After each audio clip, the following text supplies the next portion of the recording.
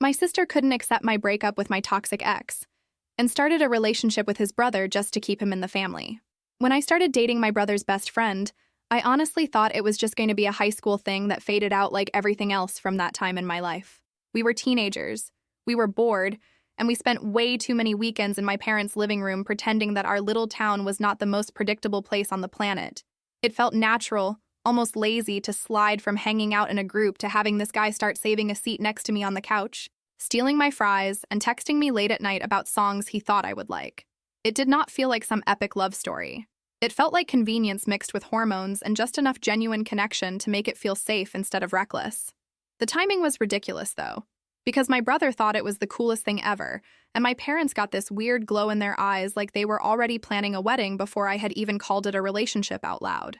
I was 16, still figuring out how to drive without sweating through my shirt, and suddenly people were talking about forever like I had signed something already. At first it was flattering, in that annoying way where adults confuse your complete lack of experience with maturity just because you are not sneaking out or failing classes. I was good at school, I came home on time, and now I had a boyfriend who everybody already liked. It made my family feel smug, like they had done something right. The thing is, he really was a good guy back then. He helped my brother move furniture, he shoveled my parents' driveway without being asked, and he would sit on the floor and play games with my little cousins during holidays. He made my mother laugh, and he listened when my father started talking about life lessons. When we were alone, he was sweet in that clumsy teenage way, always slightly too intense and slightly too hopeful, talking about how we could move to some bigger city together after graduation and get an apartment with a terrible view that we would love anyway. Back then, that kind of talk felt like a game. I nodded along, I said things like, yeah, maybe. But in my head, it was all hypothetical, like talking about moving to the moon. We dated for almost 2 years through all the usual teenage drama, school events, and those long nights where you think staying up texting until 3 in the morning means you are soulmates. My brother loved having his best friend around even more because now there was a convenient excuse for him to be at our house constantly. My parents treated him like an extra child, which was a blessing and a curse, because it meant they trusted him, but also meant they watched our relationship like it was some kind of joint project. My middle sister, though, she reacted differently from the very beginning. She acted like she had been personally left out of a group chat that everyone else was in, and instead of saying she was hurt, she just made constant little comments about how cute we were and how meant to be we seemed. I did not think anything of it at first. My middle sister has this habit of turning everything into a story where she is in the front row, center of the frame, even when it is not actually about her. She jumped in with extra enthusiasm when we hit relationship milestones, sending us dramatic text messages, taking pictures of us without asking, and posting them on a social media app with captions about true love and childhood sweethearts, as if that was not putting a ridiculous amount of pressure on 2 teenagers who could barely decide what to order on a menu. I tried to laugh it off. I told myself she was just being extra, the way she always had been. The proposal, though, that was where everything snapped into focus. We had just graduated, I was barely out of high school, and we were at this small dinner with both our families, just celebrating the fact that we survived exams. I thought it was going to be a normal evening with bad appetizers and too many stories about how I used to mispronounce words as a kid. Instead, he stood up halfway through dessert and tapped his glass like we were in some movie. My stomach dropped so hard I thought I was going to be sick right there next to the mashed potatoes. He started talking about how long we had been together, how much he loved me, how he could not imagine his life without me, all the greatest hits. I remember staring at him thinking, please, please do not do this. Do not do this right now. Not like this. Not at this age. Not with my mother already crying before he even reached into his pocket. I felt like the whole room was closing in on me. My brother had this huge grin on his face. My father looked proud, and my middle sister had both hands clasped under her chin like she was watching her favorite show. When he got down on one knee and opened the little box with the ring in it, there was this loud buzzing in my ears that made it hard to hear him. I saw his mouth moving, and then I realized everyone was looking at me, waiting, because of course they were. It was my turn to play my part. I said no. I did not say it dramatically. I did not stand up and shout. I just sat there, frozen for a second, and then quietly said that I loved him, but I was not ready to get married. The room went silent in that heavy, choking way, where even the sound of someone putting down a fork feels offensive. His face did this strange thing, like he was trying to keep smiling while everything behind his eyes was collapsing. My mother gasped like I had slapped her. My father just stared at me. My brother looked like he had swallowed something wrong. My middle sister, though, she looked offended, not sad. not concerned, actually offended, as if I had just ruined her favorite scene. After that night, nothing was simple. My parents pulled me into the kitchen later and tried to have this reasonable conversation that was not reasonable at all, because it was built on the assumption that what I had done was obviously wrong. They kept asking why, as if I am 18 and do not want to commit to a legal contract with someone yet, was not enough of an answer. My mother tried the guilt angle, talking about how many women would be grateful to have someone so devoted. How many people never find a love like that? My father stayed mostly quiet, but I could tell he thought I was being childish. My brother avoided me for a few days, then came around slowly, with this heavy disappointment between us that never fully disappeared. My middle sister went full theater. She called me dramatic for rejecting him, which was hilarious considering she cried more than he did. She called him the one that got away before he had even officially left. She told me that some people wait their whole lives for stability like that I was lucky, that I was being selfish. She kept saying we were perfect together, like she had access to some deeper truth that I was ignoring. At one point, she even suggested that maybe I could accept the proposal and just have a long engagement, as if promising to marry someone eventually counted as a compromise. He and I tried to keep dating for a little while after that, because it felt easier than ripping the bandage off completely. But it was not the same. He could not look at me without that proposal sitting between us like a third person at the table. Every time I said I was going to hang out with friends or study late, I saw the question in his eyes. Is she changing her mind? Is she pulling away? The relationship turned into this slow, painful countdown that we were both pretending not to hear. Eventually, I was the one who said out loud what we both already knew, that it was not working, that we were too young and wanted different things right now. He cried, I cried, my mother cried, my middle sister looked like she was attending a funeral she had not approved. My brother and I went through a tense phase where he accused me of throwing away something solid for no good reason. It took time for him to see that staying would have been worse for everybody. We patched things up slowly, mostly because we had always been close before and neither of us wanted to lose that. My middle sister, though, she never really let it go. She treated the breakup like a personal betrayal of some script she had already written in her head. Every time his name came up, she would make comments about how he was the good one, and I was too picky. Then she started dating his brother. At first, I thought I was mishearing things. My mother mentioned it casually, like it was just some cute coincidence that my middle sister and my ex's brother had been spending more time together. I honestly thought it was a joke. Out of all the people in our town, out of all the possible partners, she went for his brother. She framed it as this natural thing, saying that they had always gotten along when he came over, that they had chemistry and that they just clicked now that they were both single and adults. Every word out of her mouth felt like someone scraping a fork across a plate inside my head. I tried to be civil. I told myself that adults date adults and that I did not own anyone. I reminded myself that I was the one who had ended the relationship, and that technically nobody was crossing any official lines. But there is a difference between what is technically allowed and what is emotionally decent, and she kept acting like the difference did not exist. When they announced they were officially together, my mother looked torn between discomfort and excitement. My father pretended it was fine. My brother was just tired. I told them all that I could handle it as long as nobody tried to make me interact with my ex. Of course, that lasted for about 5 minutes. My siblings have this habit of turning everything into group activities, so even after the breakup, they kept inviting my ex to family gatherings. He had been basically living at our house for years, so in their minds, excluding him felt more awkward than including him, even if it meant putting me in a room with my ex and his new connection to my sister. At first, I tolerated it. I made polite small talk when necessary. I stayed on the opposite side of the room when I could, and I told myself that I was being mature. I did not want to be the dramatic one, even though inside I was screaming. The problem was not just his presence. It was my middle sister and her little games. She acted like we were all part of this romantic comedy she was scripting. She would say things like, "Look at us, still one big happy group," or, "Some people just cannot deny fate." And she would give me this look like she was waiting for me to laugh and agree. She would nudge me when my ex walked into a room, whispering things about how sad he looked and how obvious it was that he still loved me. She made jokes about how we were basically family now, no matter what I did. Every gathering felt like sitting in a room full of people who were pretending this whole setup was cute instead of deeply uncomfortable. As the years rolled on, the lines got blurrier. My ex came on family trips, holidays, even small weekend barbecues. The excuse was always the same. He and my brother were still close. He and my middle sister were in a serious relationship. It would be weird to exclude him. I tried to speak up a few times, saying that maybe it would be nice to have some events where he was not invited, but I got the same responses every time.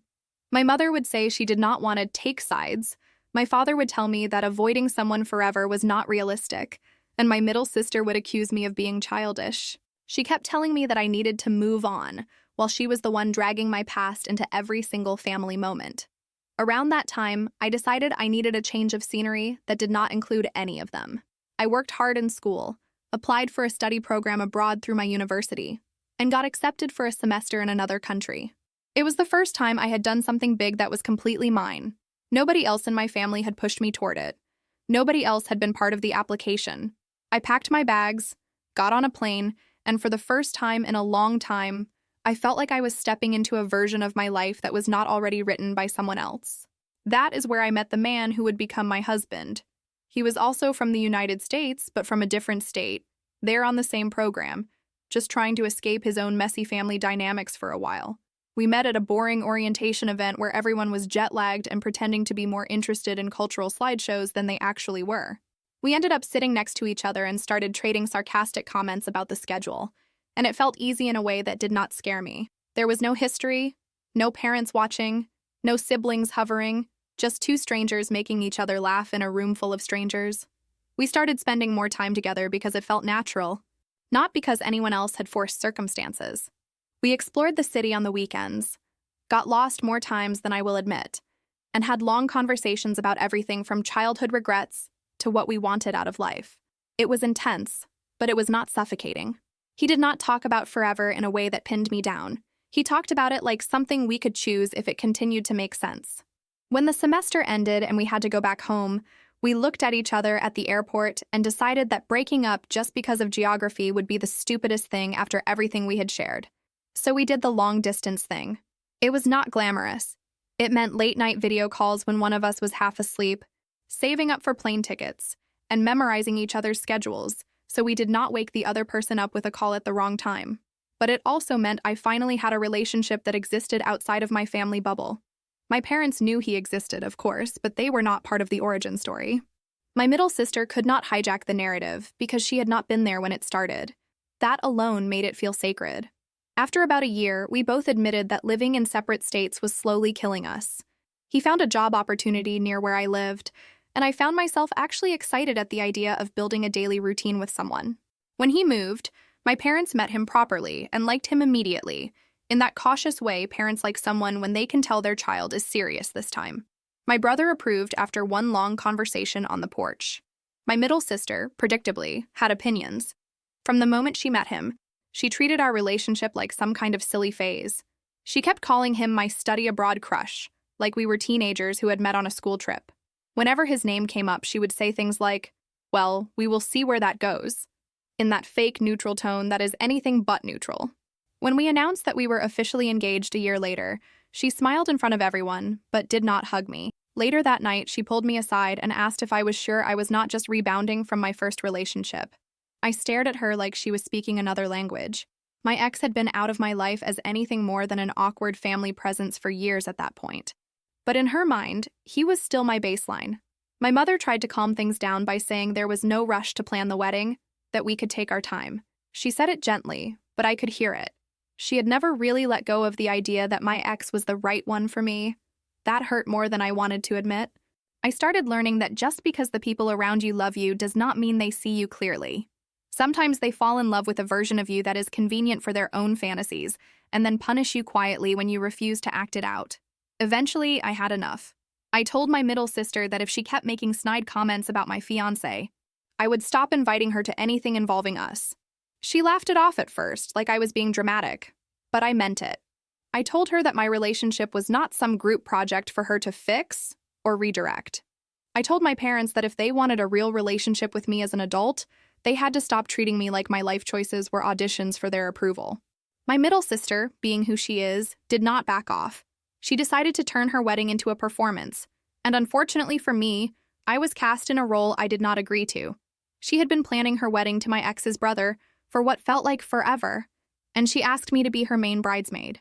I said yes, because walking away entirely at that point felt like dropping a bomb in the middle of everything.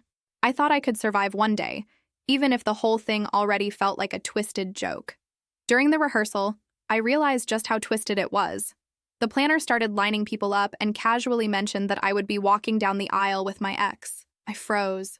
I looked over at my middle sister, and she had this tiny smile on her face, like she had been waiting for me to notice. When I confronted her later, she shrugged and said it made sense because the pairs had to be balanced and it was not a big deal. She said that since I was engaged, nobody would get the wrong idea. She slid that part in with this fake innocence that made me want to scream. The day of the wedding was, unsurprisingly, a disaster for my mental health. I spent the whole ceremony feeling like I was stuck in some nightmare where every choice I had made was being questioned in slow motion. My ex kept trying to make small talk, saying things like, "It is funny, right?" Which it deeply was not. I got through the ceremony by dissociating so hard I barely remember the vows. At the reception, I realized my middle sister had done more than just mess with the processional. She had seated my fiancé at a table on the opposite side of the room, surrounded by her closest friends, while I was placed up at the head table next to her. When I pointed it out, she said she wanted me near her on her special day and that my fiancé would be fine meeting new people. One of her single friends immediately latched onto him, talking nonstop, leaning in too close, laughing too loudly at everything he said. It was not subtle. At one point, when I finally managed to walk over, I heard that friend say something like, "If you ever get bored, you should come out with us. We will show you how people have fun here." And my middle sister was watching from across the room with this satisfied expression like she had set a trap and was just waiting. By the end of the night, I was done. I barely made it through the obligatory speeches and the fake smiles for pictures. When my middle sister tried to pull me onto the dance floor for some sisterly moment, I pulled my arm away and told her I was leaving. She told me not to make a scene. I told her the scene had started the moment she decided to turn my fiancé into some sort of test of loyalty. We argued in a corner, hissing at each other between drinks and forced smiles, and I realized that whatever sisterhood we had left was hanging by a thread she had already cut. The next morning, I sat my parents down. I told them what had happened at the wedding from my side, not from the sanitized version my middle sister would definitely present.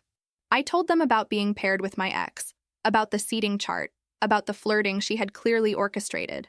I told them about every time she had undermined my fiancé and every time they had let it slide because it was just her being her. Then I told them the part that made my mother go completely silent. I was done.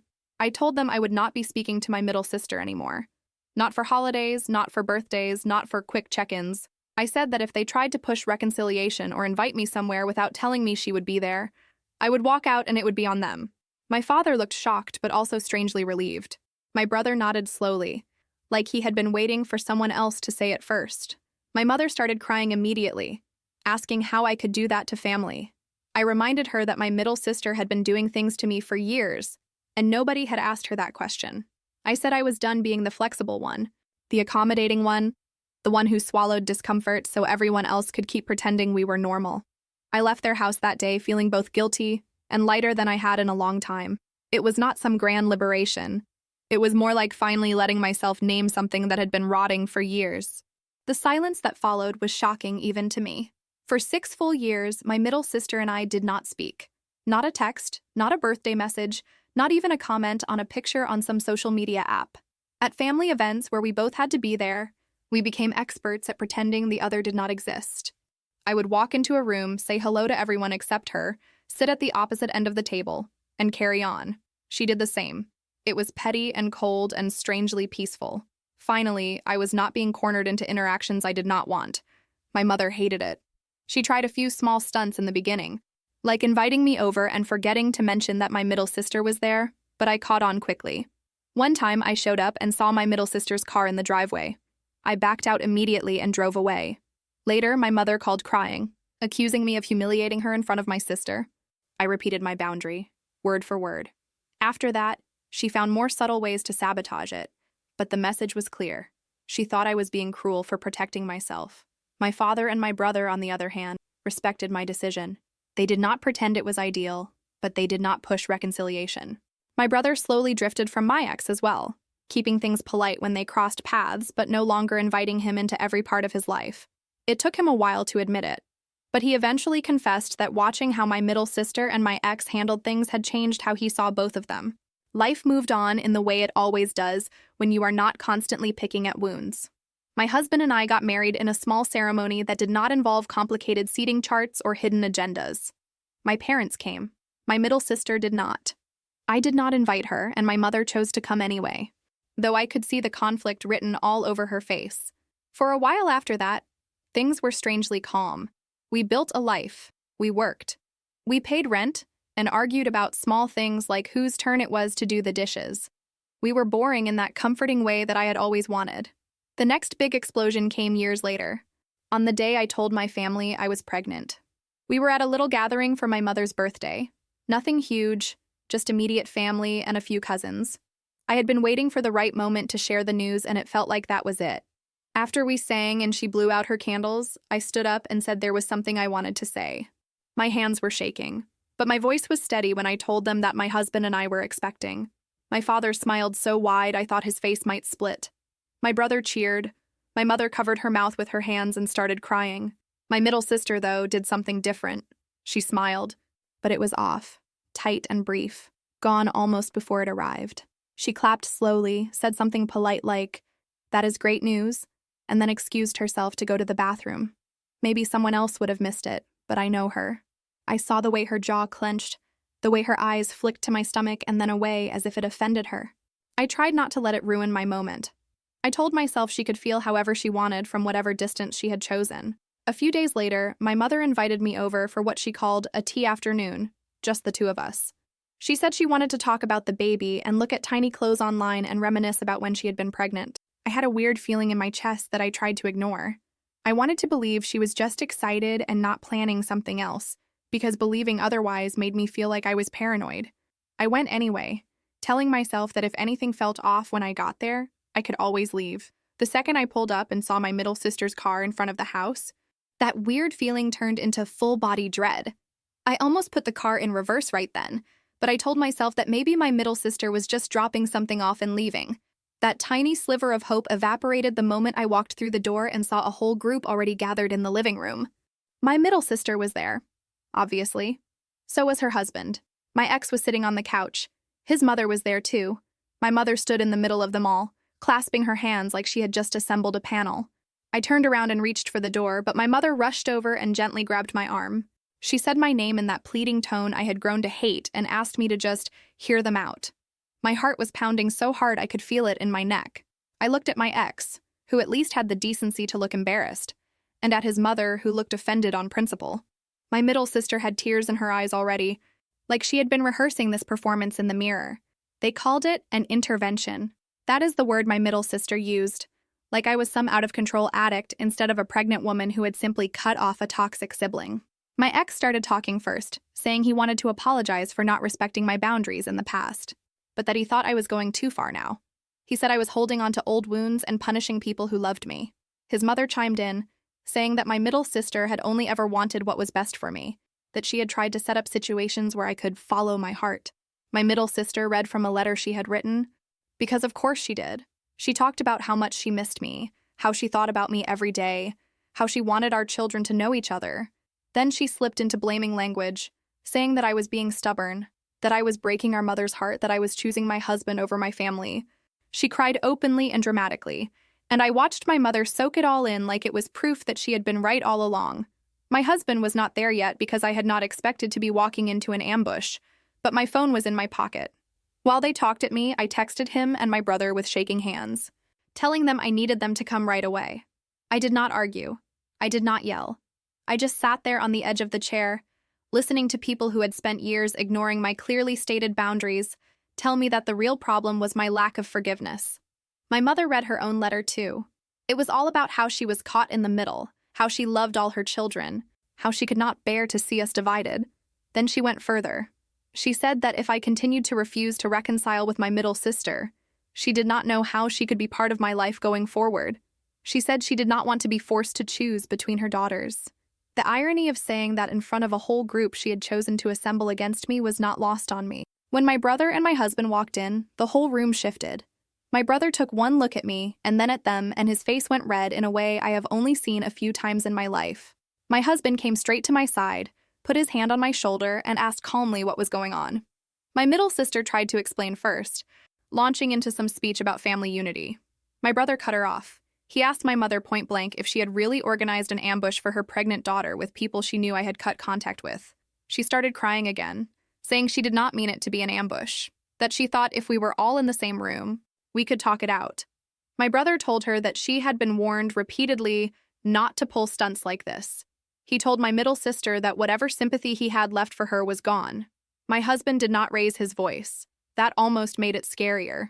He looked at each person and said that my boundaries were not up for debate, that my mental and physical health were not group discussion topics. He said that we were leaving and that anyone who wanted a relationship with us and our baby would have to start with accepting that. My middle sister tried to guilt him, saying he did not understand our history. He said he understood enough. We left. I shook the whole drive home. My husband kept one hand on my knee and the other on the steering wheel, and I stared out the window trying not to throw up from a mix of stress and early pregnancy nausea. When we got back, he called a lawyer. Not because he wanted to sue anyone or drag things into a courtroom, but because he wanted to document what had happened in case it escalated. I hated that it had come to that, but I also felt a tiny bit safer knowing we were not just relying on wishful thinking anymore. The lawyer listened, took notes, and recommended a formal letter telling everyone present at that intervention not to contact me anymore. He said we could include language about potential legal steps if they ignored it. It sounded intense, but so had watching my sister break every boundary I had ever set. We agreed. The letter went out to my middle sister, her husband, my ex, his mother, and, painfully, to my own mother. My father and my brother were obviously not included. They were on my side now, in a way they had not been able to manage when I was younger. My father did something that surprised everyone. He moved out of the house he shared with my mother and came to stay with my brother for a while. He told her he could not live in a place where setting up ambushes for their pregnant daughter was considered an acceptable solution to emotional discomfort. It was like all the years of her ignoring boundaries and playing favorites had finally added up to a number he could not pretend was 0. My mother, predictably, spun the story to anyone who would listen. She told extended family members that my husband was controlling me, that he had turned me against my own blood. My middle sister took to a social media app with vague posts about toxic people and chosen family that were clearly aimed at me. Some mutual friends reached out trying to get both sides, and I told them the bare minimum. If they believed me, fine. If they did not, that was also information. After a while, the noise died down. Not because anyone had learned a profound lesson, but because people get bored when you do not keep feeding them drama. My husband and I focused on my pregnancy. It was not easy. The stress had done a number on my body. My doctor warned me that my blood pressure was too high and that I needed to avoid stress as much as possible. I laughed, because what else was I supposed to do? Cry in the exam room and explain how the people who were supposed to support me were the ones making things dangerous? For a few weeks, things were quiet. Then my middle sister found a new line to cross. One evening, I came home from an appointment and noticed that the front door was locked, but something felt off inside the house. Just a weird hum in the air that made my skin prickle. My husband was not home yet. I walked through each room slowly, my heart racing, checking to see if anything was out of place. I told myself I was just paranoid until I walked into the nursery. Some of the gifts we had gotten from my father and my brother were moved, not drastically, but just enough that I knew someone else had been in the room. I went cold. I called my husband and told him I thought someone had been in the house. He told me to get out immediately and wait in the car. When he got home, we did another sweep together, and that is when we found the note on the kitchen counter. It was written in my middle sister's handwriting. She had written a long, rambling letter about how she could not bear being shut out of my life and her future niece's life. She apologized and then, in the same breath, said she thought I was overreacting and that one day I would thank her for not giving up. Turns out she had called the woman who sometimes cleaned our place and lied about an emergency, saying she had forgotten medication at our house and needed to get in quickly. The cleaner, who had no idea about our family drama, believed her and came over to unlock the door for her. When we talked to the cleaner later, she apologized over and over, but I could not blame her. She had been lied to by someone who knew exactly which buttons to push. That incident pushed everything into another gear. We called the lawyer again. This time, it was not just about a letter. It was about trespassing and harassment. The lawyer said that if it continued, we could request a protective order. The thought of standing in front of a judge and explaining my own sister's behavior made me feel sick, but the thought of doing nothing felt worse. I could not pretend this was just annoying anymore. I was pregnant. Someone who refused to accept no as an answer had let herself into my house without my consent. My father and my brother were furious. My father confronted my mother, who tried to say she had not known about the break-in. Maybe she had not known the exact method, but she had certainly known how far my middle sister was willing to go. He told her that if she kept enabling this behavior, he would file for divorce. She thought he was bluffing. He was not. We took practical steps too. We changed the locks, installed cameras, and made sure the cleaner knew that under no circumstances was anyone allowed in without our explicit permission. It felt ridiculous and heartbreaking to be treating my own family like a threat. But that is exactly what they had become. Loving someone does not erase the reality of how their actions affect you. The final straw, the one that pushed everything into permanent territory, happened in a parking lot. My husband, my father, and my brother had gone to help my father move some of his things out of the house he had shared with my mother. They were loading boxes into my brother's car when my middle sister showed up. She walked straight up to them, ignoring the tension in the air, and asked if they were really going to abandon our mother and her just because I was too sensitive to handle conflict. My father told her that nobody was abandoning anyone. He said that he was done pretending that her behavior was just sister drama, when it had escalated into harassment. She rolled her eyes and said everyone was being dramatic and that all of this could go away if I just agreed to talk to her. My brother told her that she had burned that bridge herself and that nobody owed her another chance to set it on fire again. She said something about how one day I would regret cutting family out. Maybe that will be true. Maybe someday, in some quiet moment, I will feel a pang for the version of a sister I never had. But regret about holding the line with the version of her I actually have? No. I do not see that happening. Eventually, we went ahead with filing for a protective order. We did not want drama. We wanted distance. We gathered the letters, the text messages, the note from the day she broke into the house, statements from the cleaner, and a summary of the so-called intervention. Standing in that small courtroom, with a judge flipping through papers that summarized years of pain in a handful of paragraphs, I felt exposed and weirdly numb. My middle sister did not look at me once. My mother cried the entire time. Her tears used to move me. They did not anymore. The order was granted. It covered me, my husband, and our child once she was born. It meant my middle sister could not come near our home, my work, or any place she knew I frequented. It meant she could not contact me directly or through other people. It did not magically fix everything that had happened, but it gave me what my family had refused to give for years: enforced space. Not long after that, my father filed for divorce. He said he had stayed longer than he should have because he believed that people settled into their flaws as they aged, and he could live with my mother's.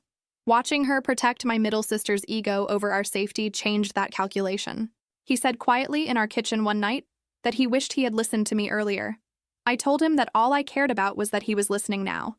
My ex, for his part, finally faced consequences that had nothing to do with me directly. Word got around about the intervention and his role in it. People started to notice patterns in how he behaved in other areas of his life. Eventually, he lost his job after it came out that he had used work resources to track down contact information for someone I had cut off. Do I feel bad about that? No. Actions have consequences. He chose his. My mother and my middle sister ended up very isolated. The extended family members who had initially backed them quietly backed away when they realized this was not a simple misunderstanding. Some friends stopped dropping by. Some stopped calling. My mother still sends messages sometimes, through my father or my brother, saying that she misses me, that she misses her granddaughter. I believe that she does. I also believe that she still sees herself as the victim in all this. My daughter was born surrounded by people who actually respect boundaries. My brother was in the waiting room. My father cried when he held her. My husband looked at her like his heart had moved outside his body. There were no surprise visitors, no hidden agendas, no one trying to turn that moment into a redemption arc for themselves. It was just us. Sometimes, late at night when the house is quiet and my daughter is finally asleep after acting like her crib was made of lava for hours, I think about the family I thought I had when I was 16. I thought we were close. I thought we were safe. I thought we all wanted what was best for each other. Now I know that sometimes what people call best for you is just best for their version of your life. When I tell this story, like I am telling it to you now, I hear the little voice in my head that sounds like my mother asking if I am sure it is not too harsh. And then I remember sitting in that living room surrounded by people who believed they had the right to decide what my healing should look like. I remember walking into my own house and realizing my sister had been in my baby's room without my permission. I remember the judge's voice granting the order that should never have been necessary. There is still grief tucked in there, under the anger and the relief. I miss the idea of having a sister more than I miss her. I miss the fantasy of a mother who would have seen the line my sister crossed and pulled her back instead of grabbing her hand and jumping with her. But I do not miss the constant tightness in my chest, the exhaustion of explaining my boundaries over and over just to have them ignored. So, no, this is not a story where everyone makes up in the end and cries and hugs in some dramatic holiday reunion. This is a story where I chose my own sanity and my child's safety over keeping the peace at any cost. The cost was too high. The peace was never real. And if that makes me the villain in other people's stories, then fine. At least in mine. I finally get to be the one holding the pen. What I do not usually say out loud, at least not in the same dramatic way I tell the rest of the story, is that life after all of this has been a mix of very normal days and very heavy conversations. Not some magical new chapter where everything suddenly makes sense. I started therapy a few months after my daughter was born. Not the cute, aesthetic kind people post about online, but the real kind where you sit on a boring couch and talk about things you swore you were done thinking about. In one session, my therapist asked me about the first time I remember feeling like my needs were less important than my middle sister's. I told her about being a kid, standing in our shared bedroom while my middle sister held up my favorite shirt and said it looked better on her, and how my mother walked in and told me to stop being selfish and let my sister take it because she had a birthday party to go to, and I did not. I felt ridiculous even saying it out loud. It sounded small compared to everything that came later, but while I was talking, I could feel that same old heat in my cheeks and that same stupid shame. My therapist just nodded and said, pretty calmly, that it made sense my body still reacted that way when people tried to push past my boundaries now, because it had been trained for years to believe that saying no made me the problem. It was not some deep revelation with dramatic music, but it was the first time I really saw how many times I had been told to move aside so someone else could be comfortable. My husband came with me to a couple of sessions, not because he was the issue, but because he wanted to understand how to support me without accidentally repeating my parents' patterns. He told the therapist that every time I tried to hold a boundary, even a small one, I would flinch like I was waiting to be punished. Hearing him say that out loud was rough. It made me realize how much my body still expected a fight every time I did something as simple as not answering a message right away. Meanwhile, my mother did what she always does, and rewrote the story in her head. Through relatives, I heard that in her version, my husband is some controlling mastermind, and I am a weak, brainwashed woman who turned her back on her family. Apparently, that plays better at her coffee gatherings than the boring truth that I was just done being the family doormat. One of my aunts called me once, trying to play peacemaker. She started with that soft voice people use when they are about to guilt trip you. She said things like, "Your mother is hurting," and "Maybe now that you have a child, you can find it in your heart to let this go." I told her that my heart had nothing to do with it anymore. This was about safety and sanity. I said that my mother could be hurting and still not be someone I let into my house. My aunt made a little shocked sound and said she had never known me to be so cold. I reminded her that for most of my life I had been the exact opposite, and look where that had gotten me. My brother and I got closer in a way I did not fully expect. One night, after my daughter was finally asleep, we were sitting on my back porch and he said he needed to tell me something. He admitted that back when we were teenagers, he knew our mother was unfair to me sometimes, but he did not want to push back because it would have made things messy with his best friend and with our middle sister. He said he was sorry for not stepping in more. I did not give him some big speech. I just told him I appreciated him saying it out loud and that it did matter, even if it did not change what had already happened. Since then, I have watched him start setting his own boundaries too, in smaller ways. He does not drop everything anymore when our mother calls. He does not let our middle sister drag him into long rants about me. It is strange and healing and a little sad to see all the little places where we could have stood up for ourselves sooner but did not. My father followed through on what he said as well. The divorce from my mother was not dramatic in a movie way, just slow and exhausting. For a while, he split his time between the house and a small place near my brother. After a few months, he moved out for good. The divorce was finalized less than a year later. He visits us often now, comes to my daughter's school events, helps my husband fix little things around the house. Sometimes when he is here, he will look around and say something like, "It is peaceful here," and I can tell he is still getting used to it. As for my middle sister and her husband, they are still together as far as I know. The family grapevine says their relationship has been rocky for years, and they have been to more than one counselor. None of that is my business anymore. After the protective order was granted, my middle sister actually respected it. No late-night calls, no surprise visits, no cousins showing up with messages from her. For the first time in my life, she was forced to stay on her side of a line. The order covered my ex as well. He tried once to get around it by emailing people we knew in common, asking them to pass messages along. Someone at his job overheard him bragging about using his work email to track down contact information. They reported it. His company looked into it, saw what he had been doing, and let him go. I did not celebrate when I heard about it, but I also did not feel sorry for him. Actions, consequences. Simple as that.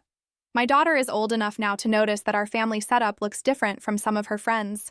She is asked why my husband has 2 parents who visit and I only have 1. I tell her the truth in small pieces.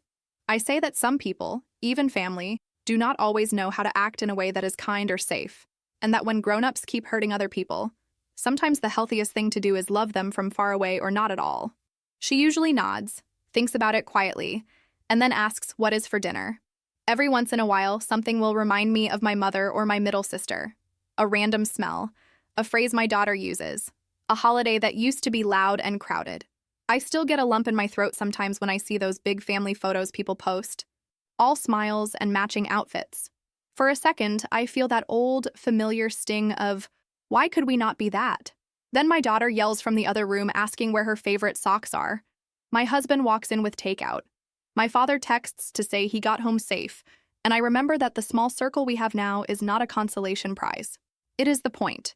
If you are waiting for me to say I am completely healed and nothing hurts anymore, that is not how this works. There are still days when I second-guess myself, when a voice in the back of my head whispers that maybe I was too harsh or dramatic. On those days, I go back to the facts, to the note left in my kitchen, to the ambush at my mother's house, to my sister breaking into my home while I was pregnant, to the look on my husband's face when he realized how far they were willing to go. And then I look at my daughter playing on the living room floor, completely safe from all of that chaos. And I remember why I drew the line in the first place.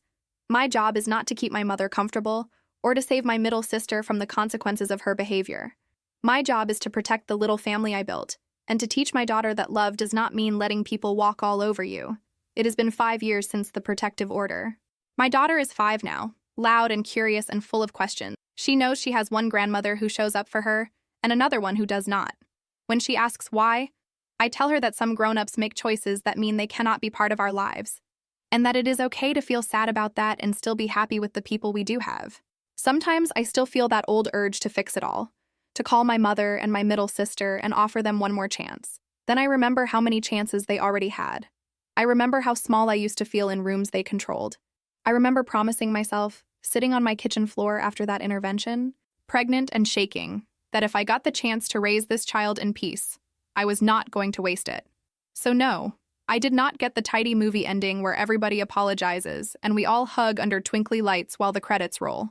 What I got instead was a quiet house where nobody is scheming behind my back, a partner who believes me the first time I say something is wrong, a brother who finally learned how to stand up for himself, and a father who chose to stop standing on the sidelines.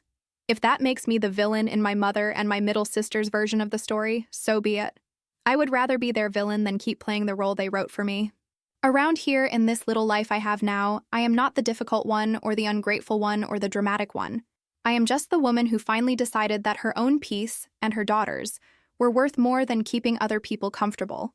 A little while after we settled into this new normal, my daughter came home from school with one of those family tree projects.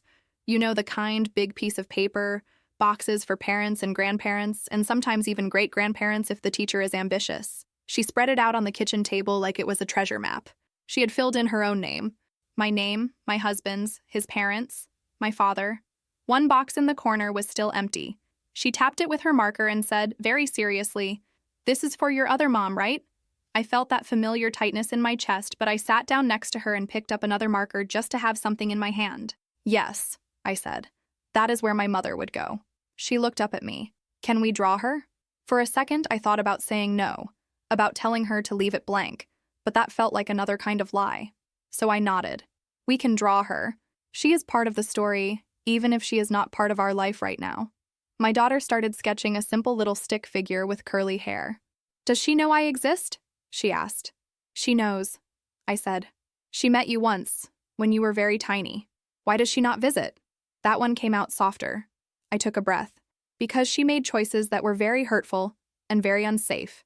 And because my job is to keep you safe, sometimes that means not letting certain people come over, even if they are family. She thought about that for a minute, chewing on the end of her marker. So she broke the rules? Pretty much, I said. She kept breaking the rules, even after we told her to stop. My daughter nodded like she was filing that away somewhere in her mind.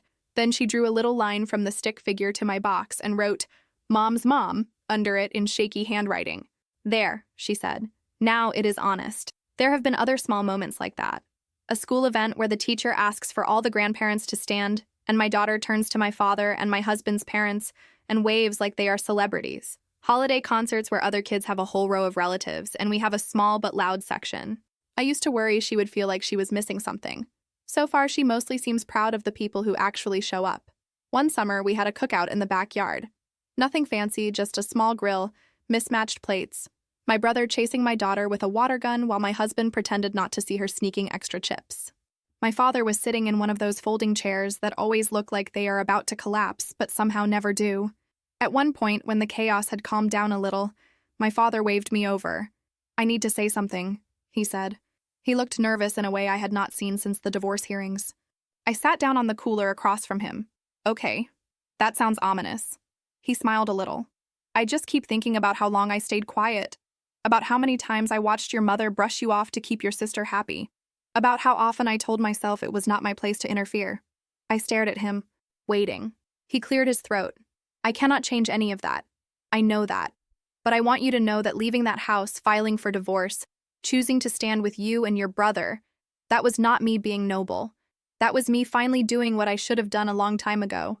I felt my eyes burn. "You did not have to say that," I told him. "I did," he said. "Because if your daughter ever looks back and asks why things happened the way they did, I want you to be able to tell her that at least one of her grandparents eventually got it together." I laughed, wiped my face with the back of my hand, and told him that counted for a lot. Because it does. It does not erase what came before, but it changes the way the story lands in my head. Every now and then, an unknown number pops up on my phone with the area code from my hometown.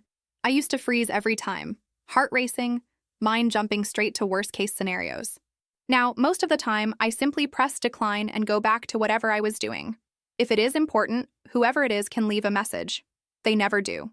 There was one message, a couple of years back, from a cousin I was never very close to.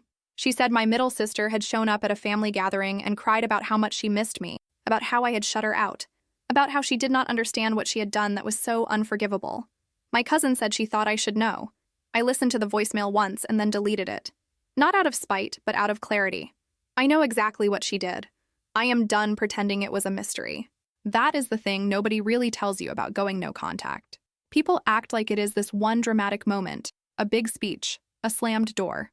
In reality, it is a series of small decisions, over and over. Not answering a message, not showing up to a gathering, not asking for an update, choosing the quiet evening at home over the loud room where you are always the problem. Sometimes I miss the idea of having a big extended family. I miss the fantasy of cousins growing up together every weekend, of noisy holidays, of having a mother I could call when my daughter does something that scares me or makes me proud. I grieve that version of my life even though I am not sure it ever really existed. But then there are mornings when my daughter climbs into our bed and snuggles between me and my husband, hair a wild mess, breath warm and sleepy, and she says something simple like, "I like our house," and it hits me how much peace we fought for without even realizing it at the time. We are not perfect parents. I lose my patience sometimes. My husband forgets things I tell him. We argue about stupid stuff like who left the wet towel on the bed. But there is no one in our daily orbit who is actively trying to tear us down from the inside. There is no person whose approval we have to chase at the expense of our own sanity. If you asked me now whether I would do it all again, knowing exactly how much it would cost, I would still say yes. Not because it was easy or because I enjoy being the villain in someone else's family legend, but because the alternative would have been spending the rest of my life shrinking myself to fit into a role that was slowly killing me. This version of my life is not flashy. There are no big reconciliations, no dramatic hospital bedside apologies, no speeches at weddings where everything is forgiven. There is just a steady, quiet kind of safety that I did not realize I was allowed to want when I was younger. In the end, that is the real twist in this whole story. Not that my middle sister turned out to be exactly as selfish as I always suspected. Not that my mother chose her image over her daughter. Not even that my father finally left. The real twist is that I finally believed myself. I believed my own memory of events, my own feelings, my own sense that something was wrong. And once you start believing yourself like that, it gets a lot harder for other people to convince you to walk back into the fire just because they are cold.